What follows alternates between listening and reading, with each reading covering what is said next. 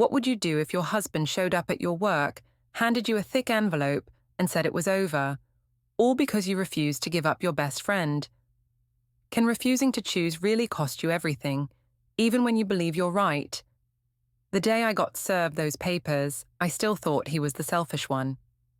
Before we dive deeper into this story, I have one small request.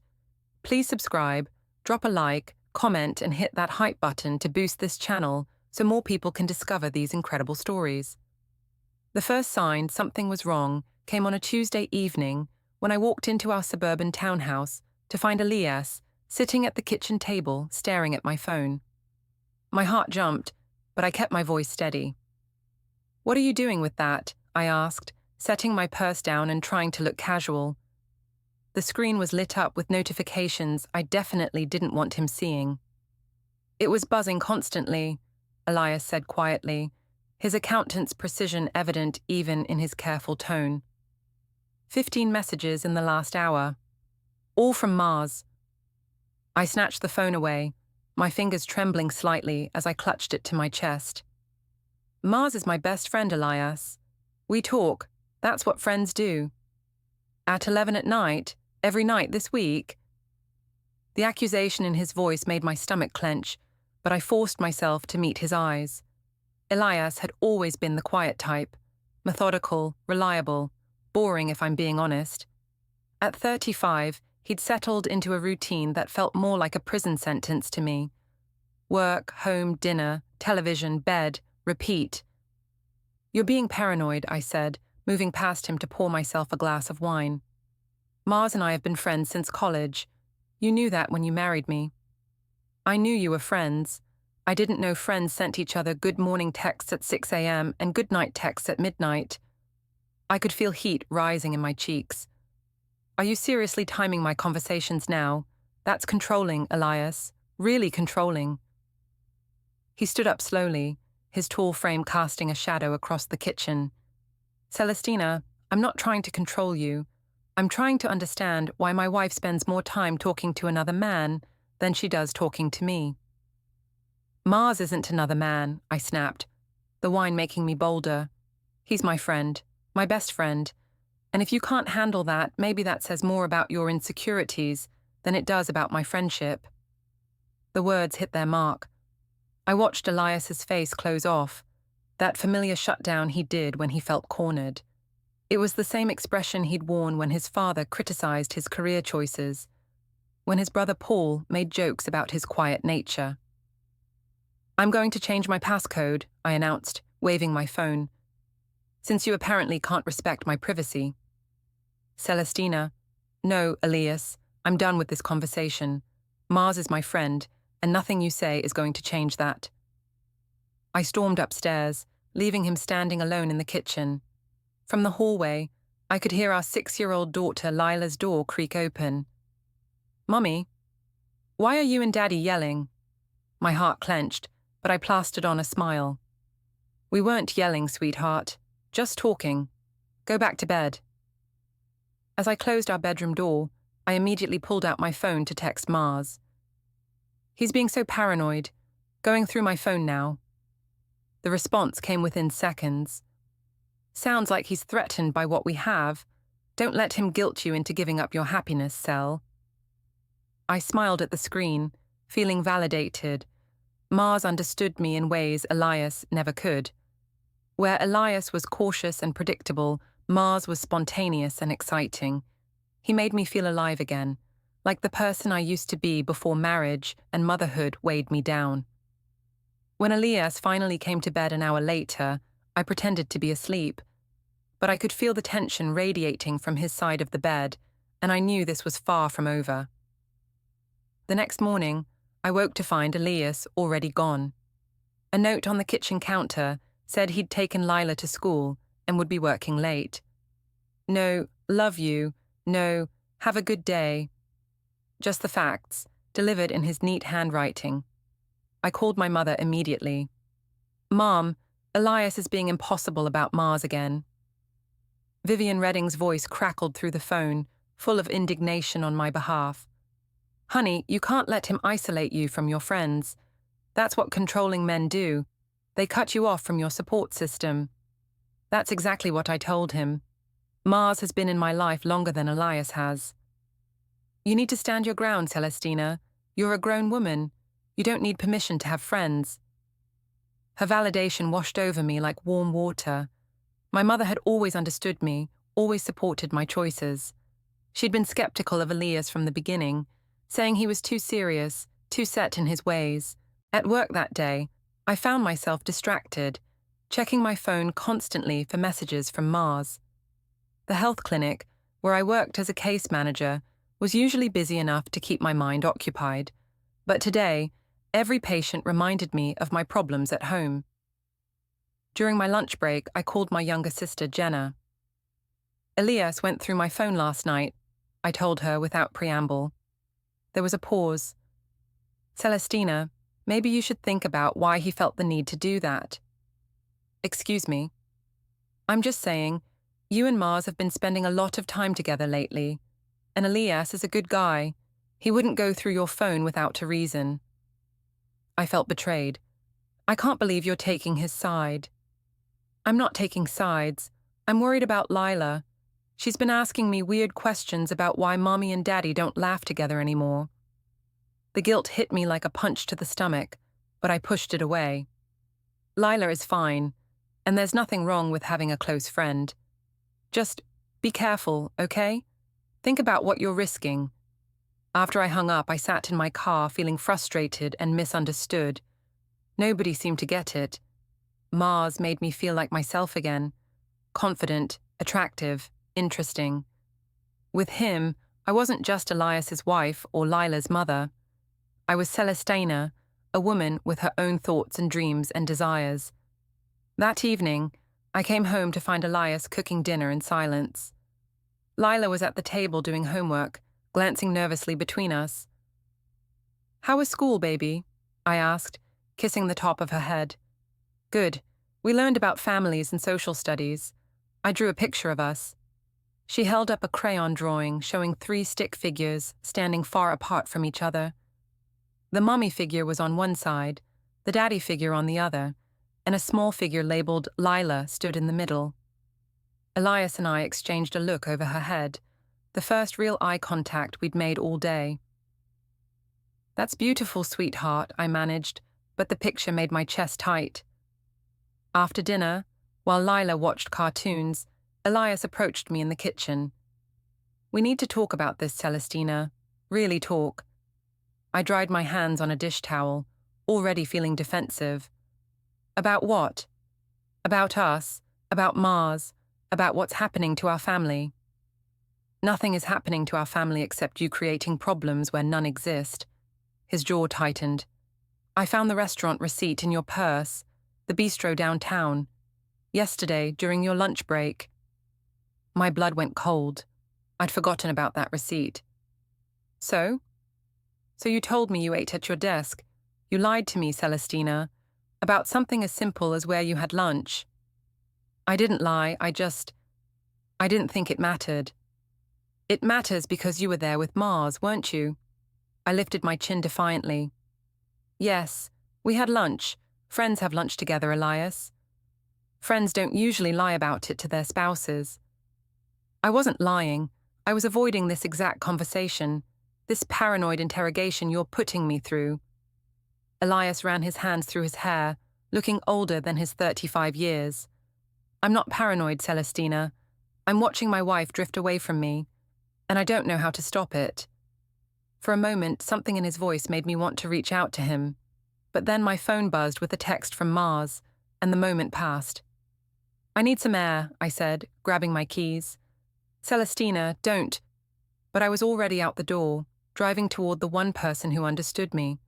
The downtown bistro had become our regular spot, mine and Mars's.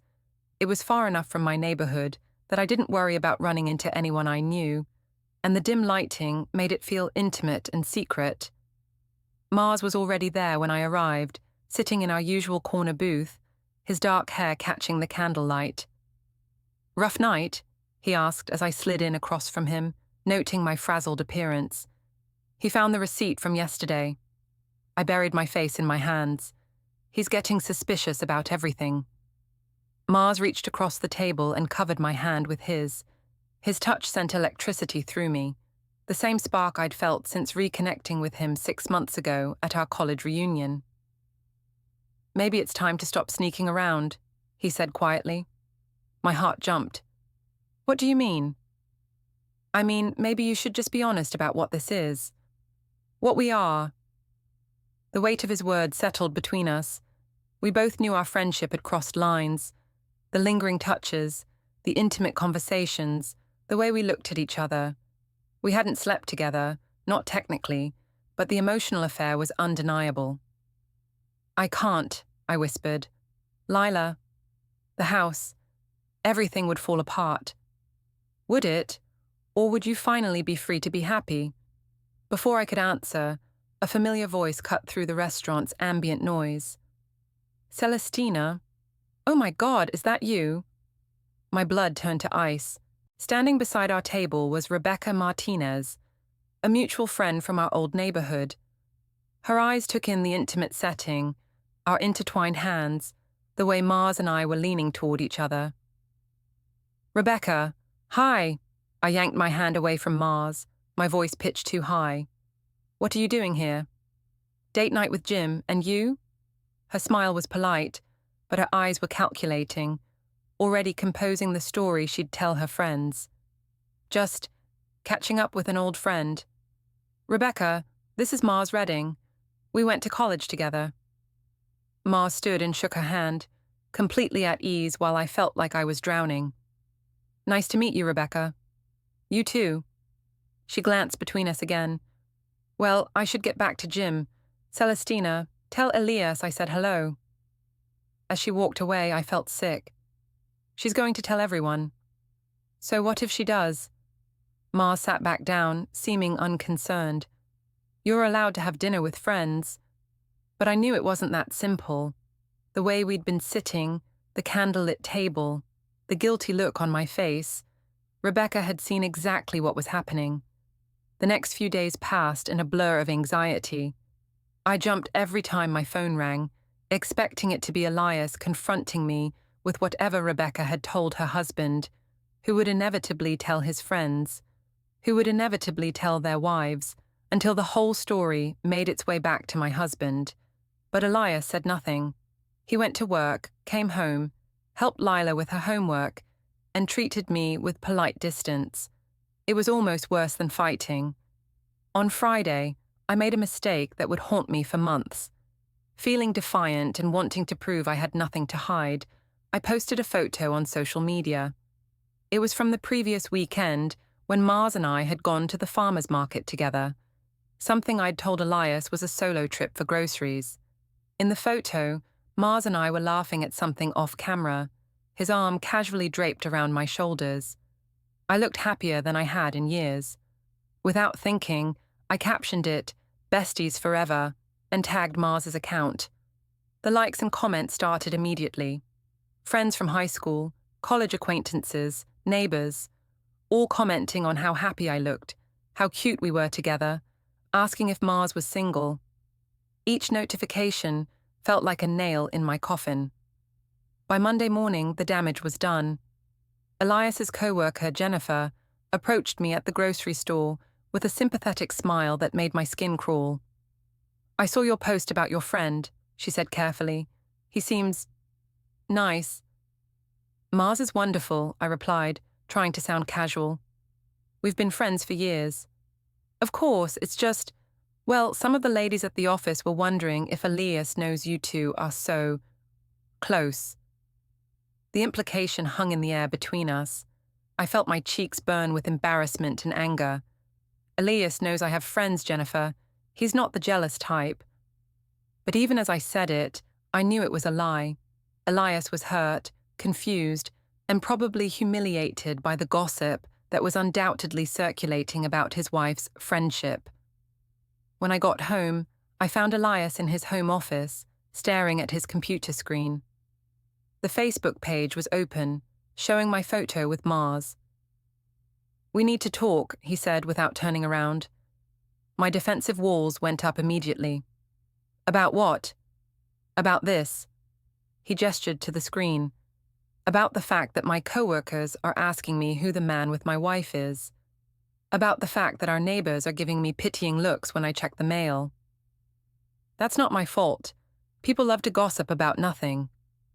He finally turned to face me, and I was shocked by how tired he looked. Is it nothing, Celestina?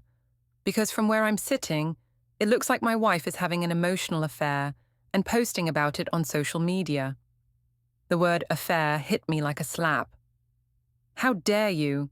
Mars and I are friends. Just because you don't understand friendship doesn't mean— Stop.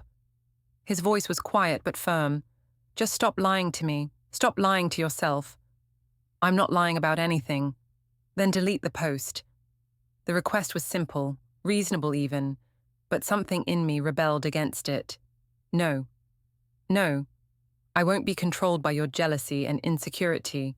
I won't give up my friendships to make you feel better about yourself. Elias stared at me for a long moment. This isn't about control, Celestina. This is about respect. Respect for our marriage, for our family, for me. Respect works both ways, Elias.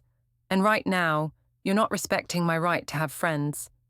Friends don't make their spouses look like fools in front of the entire community. His words stung because they held a grain of truth I wasn't ready to acknowledge. If you feel like a fool, that's your problem, not mine.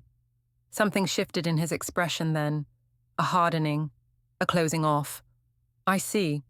He stood up and walked past me toward the door. Where are you going? I called after him. To pick up Lila from school, alone. After he left, I sat in his chair and stared at the Facebook post. The comments had multiplied, and I could see the subtext in every, "You look so happy," and "lucky guy." People were talking, people were speculating, and Elias was bearing the brunt of their whispered conversations and knowing looks. But instead of feeling guilty, I felt angry. Why should I have to hide my friendships? Why should I pretend to be less happy than I was? Mars brought joy into my life, and I wasn't going to apologize for that. I called my mother. Mum, Elias is trying to make me delete a photo of me and Mars from Facebook. Absolutely not, Vivian said immediately. That's controlling behavior, honey. Classic emotional manipulation. That's what I thought. He says people are gossiping about us. Let them gossip. You're not doing anything wrong by having a friend. Elias needs to grow up and stop being so insecure. Her support bolstered my resolve. I wasn't the problem here. Elias was. His jealousy, his insecurity, his need to control who I spent time with. I was a grown woman, and I had every right to maintain my friendships. When Elias came home with Lila, I was waiting in the kitchen with dinner ready, a peace offering of sorts. Daddy, why do you look sad? Lila asked as they walked in. I'm not sad, sweetheart, just tired. But I could see the truth in his eyes. He was sad, deeply, profoundly sad, and for a moment I felt a pang of guilt. I made your favorite, I told him, gesturing to the pot roast I'd spent all afternoon preparing. Thank you. His voice was polite but distant. During dinner, Lila chatted about her day at school, filling the silence between Elias and me. But I could feel the weight of unspoken words, the growing chasm that seemed to widen with each passing day. After Lila went to bed, I found Elias on the back porch, staring into the darkness. I'm not trying to hurt you, I said quietly, sitting beside him on the swing we'd installed when we first moved in. I know. His voice was barely above a whisper. Mars is important to me. Our friendship is important to me. More important than our marriage? The question hung in the air between us. I wanted to say no, wanted to reassure him that he came first, but the words wouldn't come. It shouldn't have to be a choice, I said instead. Elias nodded slowly. You're right, it shouldn't have to be. But we both knew it already was. The breaking point came 3 weeks later, on a Thursday morning that started like any other. I was getting ready for work when Elias appeared in the bathroom doorway, his face grim. Harold called me last night, he said without preamble. My stomach dropped. Harold Vane, Elias's father, was a traditional man with strong opinions about marriage and family. If he was calling, it meant the gossip had reached even him. "What did he want?" I asked, trying to keep my voice steady while applying mascara. "He wanted to know if the rumors about my wife were true, if she was really running around town with another man, making a fool of our family name." The mascara wand slipped, leaving a black streak across my cheek. "What did you tell him?" "I told him I'd handle it." "Handle what, exactly?" "There's nothing to handle, Elias. I haven't done anything wrong." He stepped closer, and I could see the exhaustion in his eyes, the weight of weeks of whispered conversations and pitying looks from friends and family. "Celestina, I'm asking you one more time. Please, set some boundaries with Mars. Stop the lunch dates, stop the constant texting, stop posting photos that make it look like you're in a relationship with him. I won't be controlled. This isn't about control." His voice rose, then immediately dropped as he remembered Lila sleeping down the hall. "This is about our marriage, our family, our daughter. Don't bring Lila into this. She's already in this. She asked me yesterday why Mommy doesn't live here anymore." The words hit me like a physical blow. "What?" "She said it feels like you don't live here anymore because you're always gone or on your phone with Mars. A 6-year-old Celestina. Our 6-year-old daughter has noticed that her mother has checked out of this family." Guilt crashed over me, but I pushed it away. "That's not fair. I'm here every night." "Are you? Because even when you're physically present, you're texting him, thinking about him, planning your next meeting with him. You're being dramatic." Elias stared at me for a long moment, and I saw something die in his eyes. "Fine, if that's how you want to play this." "What's that supposed to mean?" "It means I'm done begging my own wife to choose her family over another man. Do whatever you want, Celestina. But don't expect me to stand by and watch you destroy our marriage without protecting myself and our daughter." The threat was clear, and it made my blood boil. "Are you threatening me?" "I'm telling you that if you can't set appropriate boundaries with Mars, then I'll have to set some boundaries of my own." "Like what?" "Like maybe you should find somewhere else to stay while you figure out what you want." The words hung between us like a bomb waiting to explode. He was kicking me out, actually kicking me out of my own home. "You can't do that," I said, but my voice lacked conviction. "I can, and I will. This is my house too, Celestina, and I won't have my daughter living in an environment where her mother is openly disrespecting her father and their marriage." I felt trapped, cornered, desperate. "Fine, if that's what you want, maybe I will leave. Maybe Lila and I both will." "Lila stays here. She's my daughter. She's our daughter, and right now, I'm the parent who's putting her needs first." The accusation stung because it held truth I wasn't ready to face. But instead of acknowledging it, I went on the attack. "You're being emotionally abusive, Elias. Trying to isolate me from my friends, threatening to kick me out, using our daughter as a weapon. I'm trying to save our marriage by controlling and manipulating me." We stared at each other across the bathroom, years of love and partnership crumbling between us. Finally, Elias shook his head. "I can't do this anymore, Celestina. I can't keep fighting for someone who doesn't want to be fought for." He walked away, leaving me alone with my reflection and the growing realization that I might have pushed too far. At work that day, I was distracted and emotional. During my lunch break, I called Mars, needing his support and validation. "He threatened to kick me out," I told him, pacing in the parking lot behind the clinic. "Maybe that wouldn't be the worst thing," Mars said carefully. "What do you mean?" "I mean, maybe this is the universe telling you it's time to make a change. You've been miserable in that marriage for years, Cel. Maybe it's time to choose happiness." His words should have been comforting, but something in his tone made me uneasy. "Are you saying I should leave Elias?" There was a pause. "I'm saying you should do what makes you happy." "And what about us? If I left Elias, what would that mean for us?" Another pause, longer this time. "Let's not get ahead of ourselves. Just focus on what you need right now." The non-answer, left me feeling more alone than ever. I'd expected Mars to be more supportive, more definitive about our future together. Instead, he seemed to be backing away just when I needed him most. That afternoon, my supervisor called me into her office. "Celestina, I need to address some concerns that have been brought to my attention." My heart sank. "What kind of concerns?" "About your friendship with Mars Redding. Several staff members have mentioned that he's been calling you frequently during work hours, and there have been questions about the nature of your relationship." Heat flooded my cheeks. "Mars is a friend. I'm allowed to have friends." "Of course you are. But when those friendships start affecting your work performance and creating gossip that reflects poorly on the clinic, it becomes my concern." "My work performance hasn't suffered." She opened a folder on her desk. "You've taken 17 extended lunch breaks in the past month. You've been late returning from lunch 12 times. And yesterday, you left a patient waiting while you took a personal call." Each accusation felt like a slap. I didn't realize." "I'm not asking you to end your friendship, Celestina. I'm asking you to maintain professional boundaries during work hours. Can you do that?" I nodded, feeling humiliated and exposed. "Yes, of course."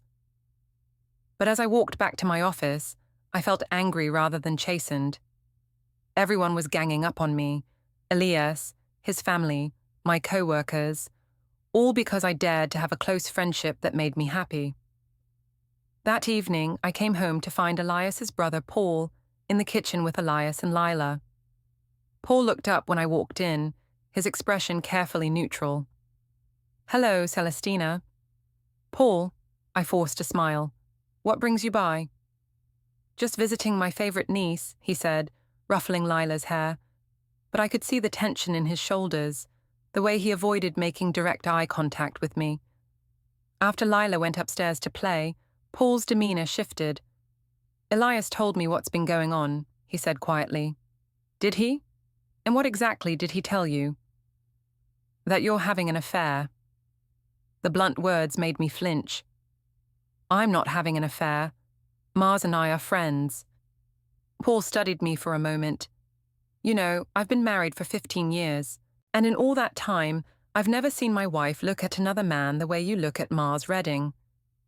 You don't know what you're talking about. I was at the farmer's market last weekend. I saw you two together. The way you touched his arm, the way you laughed at everything he said, the way you looked at him when you thought no one was watching." My face burned with embarrassment. "You're reading too much into—" "Am I? Because from where I stood, it looked like a woman in love. And it wasn't love for her husband." The accusation hung in the air between us. I wanted to deny it, but the words wouldn't come. "Elias is my brother," Paul continued, "and he's a good man. He doesn't deserve this. I haven't done anything wrong. Haven't you? Because right now your husband is upstairs trying to figure out how to explain to his 6-year-old daughter why Mommy might not be living here much longer." Guilt crashed over me again, but I pushed it away with anger. "That's Elias's choice. He's the one issuing ultimatums. He's the one trying to save his marriage. By controlling who I can be friends with." Paul shook his head. "By asking his wife to choose her family over another man. That shouldn't be a difficult choice, Celestina." After Paul left, the house felt heavy with tension. Elias and I moved around each other like strangers, speaking only when necessary, avoiding eye contact. Lila sensed the change and became clingy, asking repeatedly if everything was okay. That night, as I lay in bed next to my silent husband, I made a decision. I wasn't going to be bullied or controlled. I was going to continue my friendship with Mars, and if Elias couldn't handle that, then maybe we weren't as compatible as I'd thought. I pulled out my phone and sent Mars a text. "Want to grab lunch tomorrow? I need to talk to someone who understands me." His response came quickly. "Always. You know I'm here for you." But as I put the phone away, I caught sight of Elias's reflection in the dark window. He was awake, staring at the ceiling, and I could see tears on his cheeks.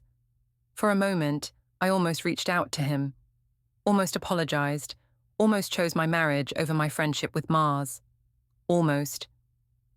Instead, I rolled over and pretended to sleep, while beside me, my husband quietly grieved the end of our marriage. The bistro felt different this time. Mars seemed distracted, checking his phone constantly and avoiding the intense eye contact that usually made my heart race. I'd spent an hour getting ready, choosing an outfit that I knew he liked, but he barely seemed to notice. "You seem off today," I said, reaching across the table to touch his hand. He pulled back slightly, a gesture so subtle I almost missed it. "Just a lot going on at work." "I thought you wanted to talk about us, about what happens next." Mars took a long sip of his wine before answering. "Celestina, maybe we should pump the brakes a little." My stomach dropped. "What do you mean?" "I mean, things are getting complicated. Your husband, your family, your job. Everyone's talking about us." "So, let them talk. I thought you didn't care what people thought." "I don't, but—" He ran his hands through his hair, looking uncomfortable. "Look, I care about you. You know that.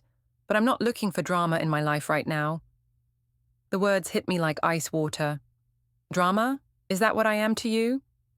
"That's not what I meant." "Then what did you mean, Mars? Because I'm about to lose my marriage over this friendship, and you're sitting there telling me you don't want drama." He leaned back in his chair, and I could see him retreating emotionally. "Maybe you shouldn't lose your marriage. Maybe you should work things out with Elias."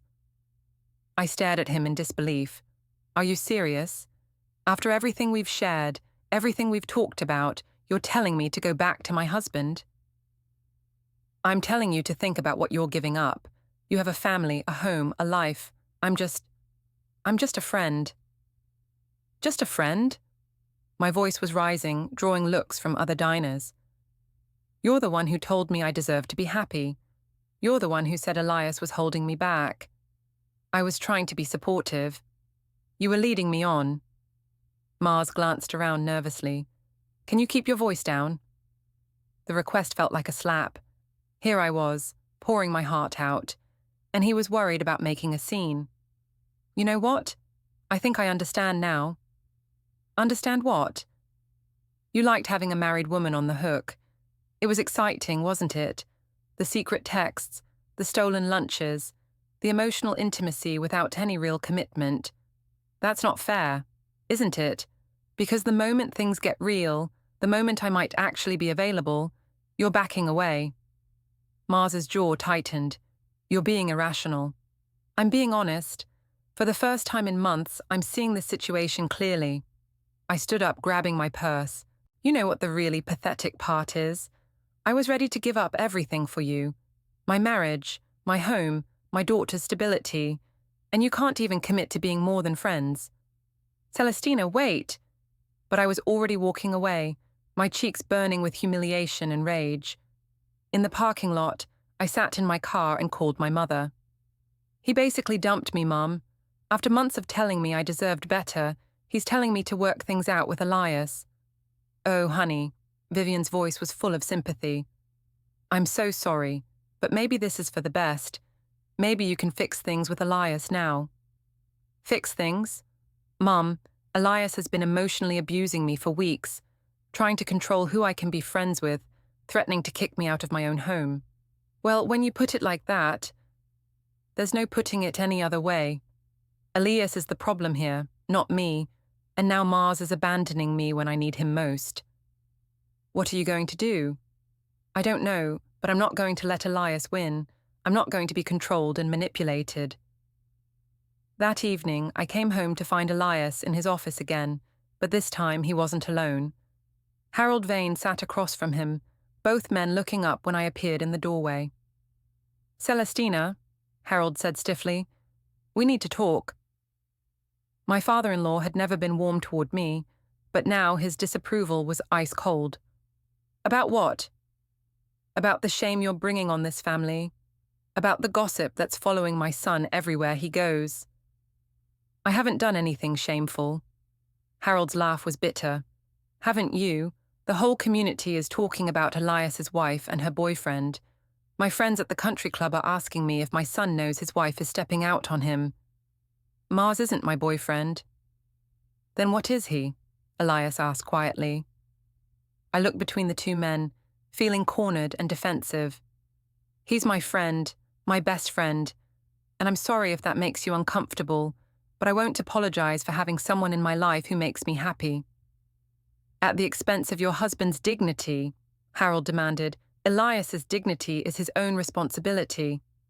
The words came out harsher than I'd intended, and I saw both men flinch. Harold's face darkened.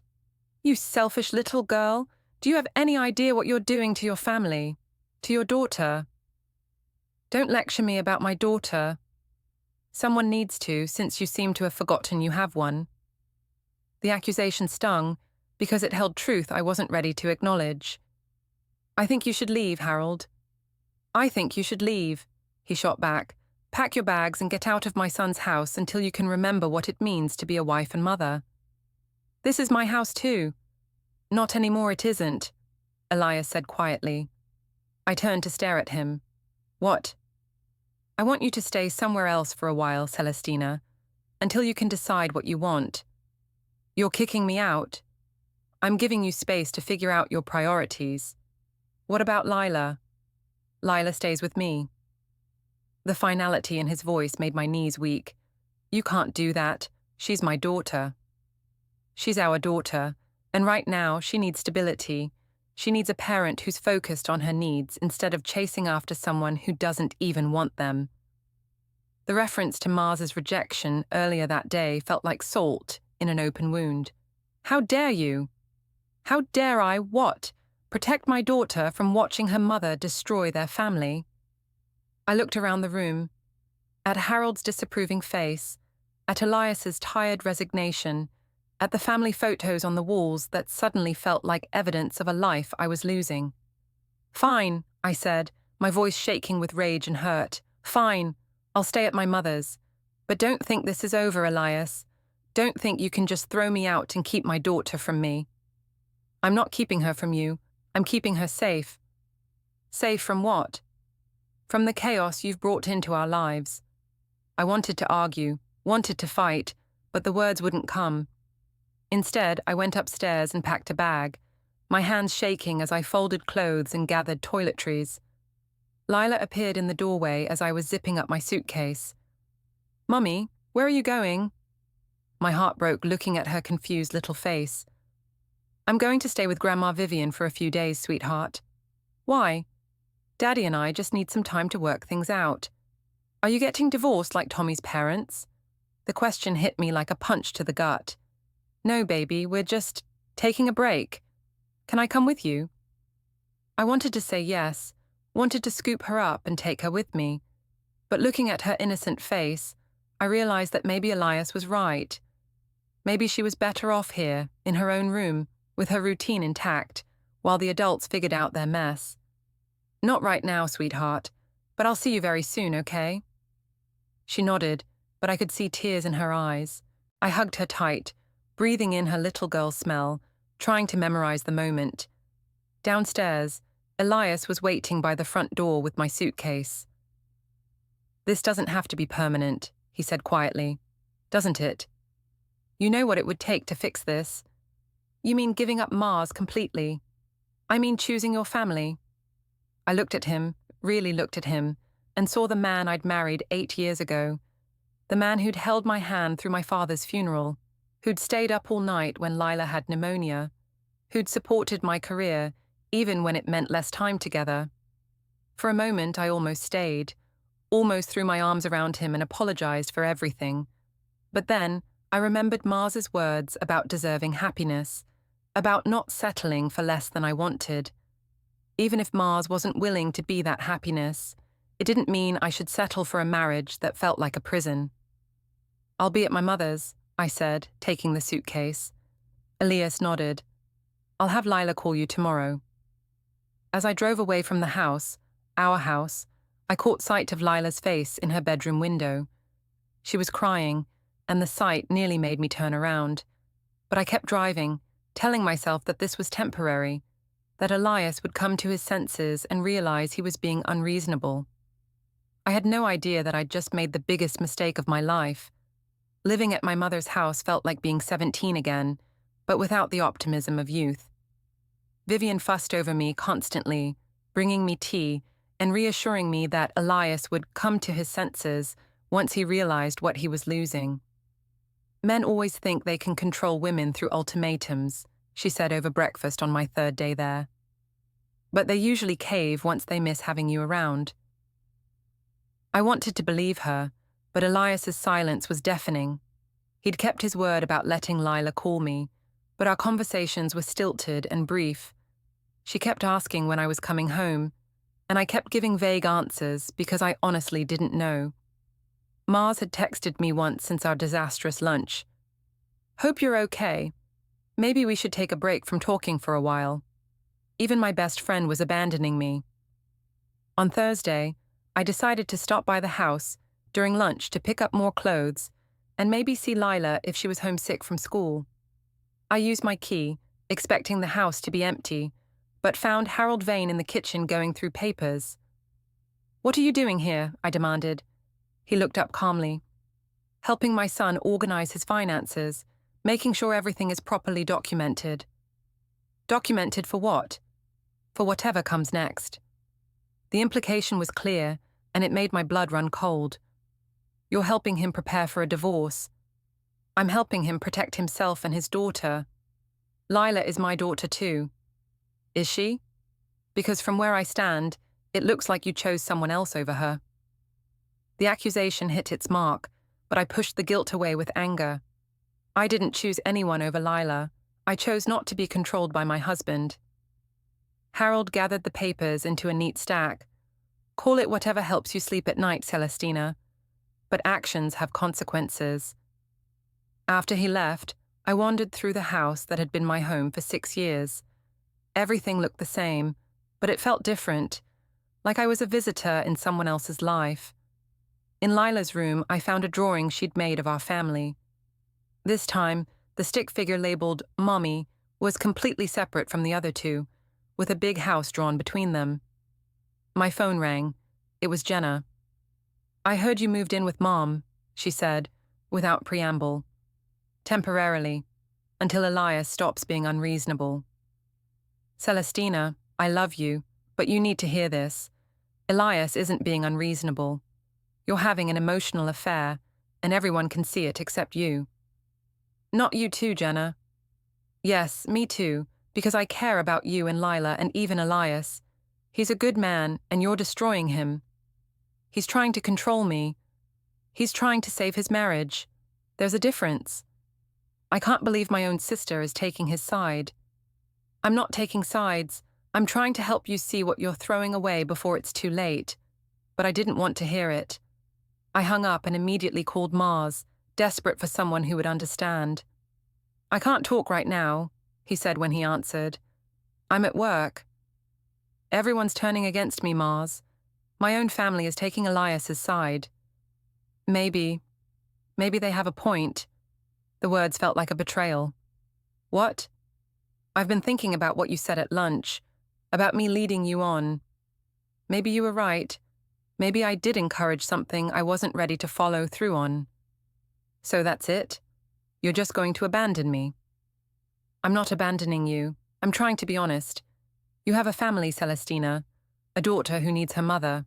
Maybe it's time to fight for that instead of fighting for something that was never really there." The line went dead, and I stared at my phone in disbelief. Mars, the man I'd risked everything for, was telling me to go back to my husband. That evening, I returned to my mother's house to find Vivian in the kitchen with a grim expression. "Honey, we need to talk." "What's wrong?" "I ran into Rebecca Martinez at the grocery store today. She told me some things I think you should know." My stomach clenched. "What kind of things?" "About the rumors going around town, about you and Mars. People are saying, well, they're saying some pretty harsh things about your marriage and your priorities as a mother." "What are they saying?" Vivian hesitated. "That you abandoned your family for another man. That you chose your boyfriend over your daughter." The words hit me like physical blows. "That's not what happened." I know, honey, but perception is reality sometimes, and right now, the perception is that you're the villain in this story. I'm not the villain. I'm the victim of Elias's controlling behavior. But even as I said the words, they felt hollow.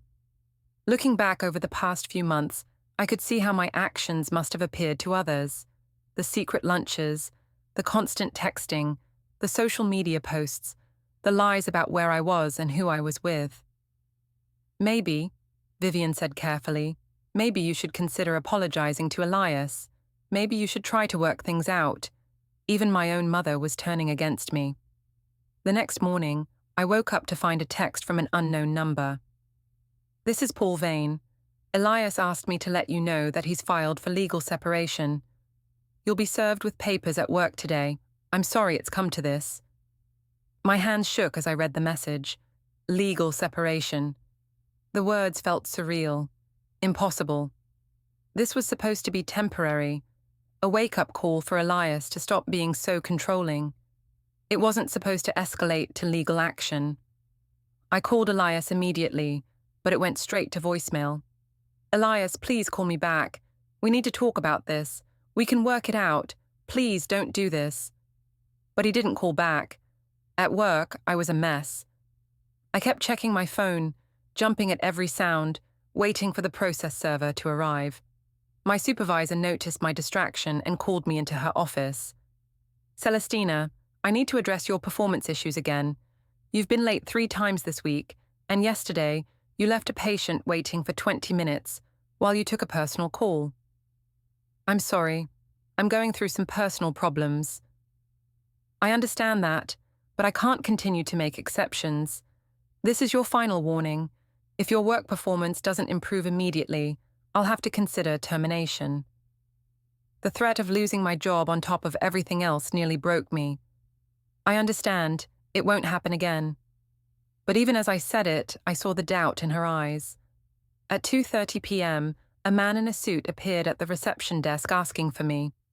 My co-workers watched with barely concealed curiosity as he handed me a thick envelope. Celestina Vane, you've been served. The words echoed through the quiet office like a gunshot. I took the envelope with numb fingers, aware of everyone staring at me. The man left, and I stood there holding the papers that would change my life forever. In the bathroom, I tore open the envelope and read the contents. Legal separation, temporary custody of Lila to remain with Elias, division of assets, spousal support calculations. It was all there in black and white. The end of my marriage, the loss of my daily access to my daughter, the dismantling of the life I'd built. At the bottom of the stack was a personal note in Elias's handwriting. Celestina, I begged you to choose our family. You chose Mars instead. Now I'm choosing to protect myself and our daughter. This doesn't have to be permanent, but I won't continue to be humiliated and disrespected in my own marriage. The ball is in your court. I sank onto the bathroom floor and cried until there were no tears left. When I finally composed myself enough to leave work, I drove straight to Mars's apartment. I had to see him, had to make him understand what his abandonment had cost me. But when I knocked on his door, a woman answered. Young, pretty, clearly comfortable in his space. Can I help you? She asked. I'm looking for Mars. He's not here. Can I take a message? I stared at her, understanding flooding through me. Who are you? I'm his girlfriend, Sarah. Who are you? The word girlfriend hit me like a slap. While I was losing everything for him, Mars had already moved on to someone else. Nobody, I whispered. I'm nobody. I drove back to my mother's house in a daze, the legal papers on the passenger seat beside me. As I pulled into the driveway, my phone buzzed with a text from an unknown number. I think you need to work things out with your husband. I'm out. Mars. I stared at the message, the final nail in the coffin of my delusions. Mars was done with me. My marriage was over. My daughter was living with her father, while I stayed at my mother's house like a teenager who'd been grounded. And for what? For a man who'd never intended to leave his comfortable bachelor life for me. for a fantasy that had never been real. Sitting in my car, holding the divorce papers, I finally understood what I'd done. I'd destroyed my marriage, hurt my daughter, humiliated my husband, and lost the respect of my community, all for a man who'd never promised me anything more than lunch dates and validation. But even then, even with the evidence of my mistakes staring me in the face, I couldn't bring myself to take full responsibility. This was Elias's fault for being controlling. It was Mars's fault for leading me on. It was everyone else's fault for not understanding what I needed. It would be weeks before I realized that the only person to blame was staring back at me in the rearview mirror. The law office smelled like leather and disappointment. I sat across from Elias at a polished conference table, our lawyers flanking us like soldiers preparing for battle. 3 weeks had passed since I'd been served, and my attempts to reconcile had been met with polite but firm rebuttals. Elias looked different, thinner, more serious, but also somehow stronger. The defeated man I'd left behind had been replaced by someone who knew exactly what he wanted. "Mrs. Vane," his attorney began, "my client is prepared to offer a generous settlement, but there are conditions." I glanced at my own lawyer, a woman my mother had found who specialized in protecting women's rights in divorce proceedings. She'd assured me we could fight for half of everything, including the house. "What kind of conditions?" I asked. The attorney slid a folder across the table. "Primary custody of Lila remains with Mr. Vane. You'll have supervised visitation initially, expanding to weekends after 6 months of consistent visits." "Supervised visitation?" I stood up, my chair scraping against the floor. "She's my daughter." "Mrs. Vane," Elias's lawyer continued calmly, "given the circumstances of the separation and the documented evidence of your priorities during the marriage, my client has concerns about stability." "What evidence?" That's when they brought out the receipts, literally.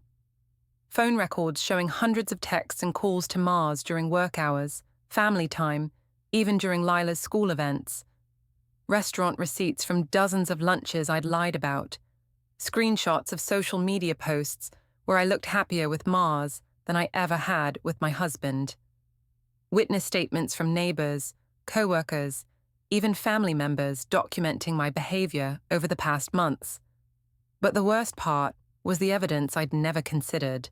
Lila's school counselor had documented several conversations where my daughter expressed confusion and sadness about her mother's absence and distraction. There were notes about Lila falling asleep in class, acting out with other children, and repeatedly asking when her family would be normal again. "You've been documenting everything," I said to Elias, feeling betrayed. "I've been protecting my daughter," he replied quietly. "Something I should have done sooner." My lawyer tried to argue, but the evidence was overwhelming. I'd left a paper trail of my emotional affair, my lies, my neglect of my family responsibilities. Every text I'd thought was private, every lunch I'd lied about, every time I'd chosen Mars over my husband and daughter. It was all there in black and white. "There's more," Elias's attorney said, producing another folder. "We have statements from Mrs. Vane's workplace regarding performance issues related to her personal relationship with Mr. Redding. We also have documentation of the public nature of their relationship and the impact it had on Mr. Vane's reputation in the community." I felt like I was drowning. "This is character assassination." "This is documentation of behavior," the lawyer corrected, "behavior that directly impacted the marriage and the child's well-being." Elias spoke for the first time since we'd sat down. "Celestina, I don't want to destroy you. I just want to protect Lila and rebuild some kind of stable life." "Then why are you doing this?" "Because you forced me to. Because every time I asked you to choose our family, you chose him instead."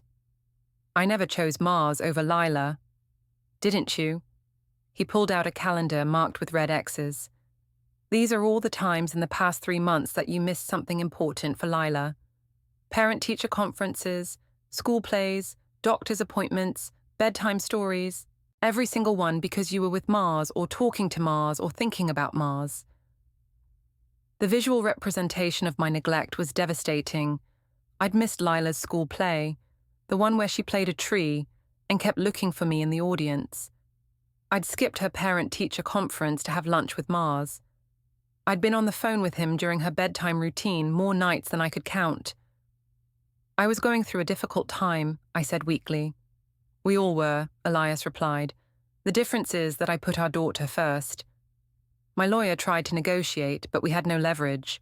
The evidence against me was too comprehensive, too damning. Elias had been methodical in documenting everything, and his case was airtight. What do you want from me? I asked him directly. I want you to get help, therapy, counseling, whatever it takes to figure out why you were willing to destroy our family for someone who never intended to be with you. The reference to Mars's rejection stung, but I couldn't deny the truth of it. And if I do that, then maybe, eventually, we can work out a custody arrangement that's better for everyone. But right now, Lila needs stability, and I can't trust you to provide that. The words hit me like physical blows. My own husband, the man I'd lived with for 8 years, who'd seen me give birth to our daughter, couldn't trust me to take care of her. I never hurt Lila. You abandoned her emotionally for months while you pursued another man. You lied to her, confused her, made her question whether her family was going to stay together. You may not have hurt her physically, but you damaged her sense of security in ways that will take time to heal. I wanted to argue, but the evidence was right there in front of me. The school counselor's notes, Lila's drawings showing our family fractured and distant, the documented instances of my distraction and absence. What about the house? My lawyer asked, trying to salvage something. Mrs. Vane can have half the equity when it sells, Elias's attorney replied, but Mr. Vane and Lila will continue living there for stability reasons. Mrs. Vane will need to find alternative housing. I can't afford alternative housing without spousal support. Spousal support will be provided according to state guidelines, but it will be contingent on Mrs. Vane's compliance with the custody arrangement and her commitment to counseling. They had thought of everything, every potential argument, every possible escape route. They'd closed them all off. I need time to think about this, I said. You have 24 hours, Elias's lawyer replied. After that, we proceed to contested divorce proceedings, which will be much less favorable to you and much more public. The threat was clear. Take the deal or face a public trial where all of my behavior would be aired in open court, where the community that was already gossiping about me would have official documentation of my betrayal. That evening, I sat in my mother's kitchen staring at the settlement papers. Vivian had been unusually quiet since seeing the evidence against me. I had no idea it was this bad, she finally said. It wasn't bad, Mom. They're making it look worse than it was. Honey, I read those phone records. You were texting Mars during Lila's birthday party, during her school play, during her doctor's appointment when she had that ear infection. The shame was overwhelming. I needed someone to talk to. You had someone to talk to. You had a husband who was begging you to talk to him. Elias never understood me the way Mars did. Mars never loved you the way Elias did. The words hung in the air between us. For the first time since this whole mess started, my mother wasn't automatically taking my side. Are you abandoning me too? I'm trying to help you see the truth before you lose everything that actually matters. That night I called Jenna. I saw the settlement offer, she said before I could speak. Paul showed it to me. You all seem to know more about my life than I do. We know what you chose to show us through your actions over the past few months. I never meant for any of this to happen. Didn't you? Because from where I'm sitting, it looks like you made a series of deliberate choices that led exactly here. I wanted to argue, but the words wouldn't come. Looking back, I could see the pattern. Every lie, every secret meeting, every time I'd chosen Mars's attention over my family's needs. What should I do? Sign the papers, get help, try to rebuild some kind of relationship with your daughter before it's too late. And Elias? Elias is done, Celestina. He gave you every chance to choose your family, and you chose Mars instead. Now he's choosing to protect himself and Lila. The next morning, I signed the papers. My lawyer tried to talk me out of it, but I knew we had no case. The evidence against me was too strong, and fighting would only make things worse. As I walked out of the law office, I saw Elias waiting by his car. For a moment, I thought he might say something, offer some hope for reconciliation, some path back to the life I'd destroyed. Instead, he just looked at me with the saddest expression I'd ever seen. I really loved you, Celestina. I loved you enough to fight for our marriage even when you wouldn't, but I love our daughter more than I loved you, and she deserves better than what you were giving her. He got in his car and drove away, leaving me standing alone in the parking lot with the signed papers that officially ended my marriage. That evening, I got one final text from Mars. Heard about the divorce. Sorry it didn't work out. Take care of yourself. No apology for leading me on. No acknowledgement of his role in destroying my marriage. Just a casual dismissal, like I was someone he'd met at a party and barely remembered. I sat in my childhood bedroom at my mother's house, surrounded by the remnants of the life I'd thrown away, and finally understood what I'd done. I'd traded a man who loved me unconditionally for one who'd never loved me at all. I'd traded a stable home for my daughter for supervised visits. I'd traded respect in my community for whispered gossip and pitying looks. And the worst part, even knowing all of that, part of me still believed I'd been wronged. Part of me still thought Elias should have fought harder, should have been more understanding, should have accepted my friendship with Mars without question. It would take months of court-ordered therapy before I could finally admit the truth. I had been the architect of my own destruction. Every choice, every lie, every moment I'd chosen my own desires over my family's needs had led me exactly where I deserved to be. Alone.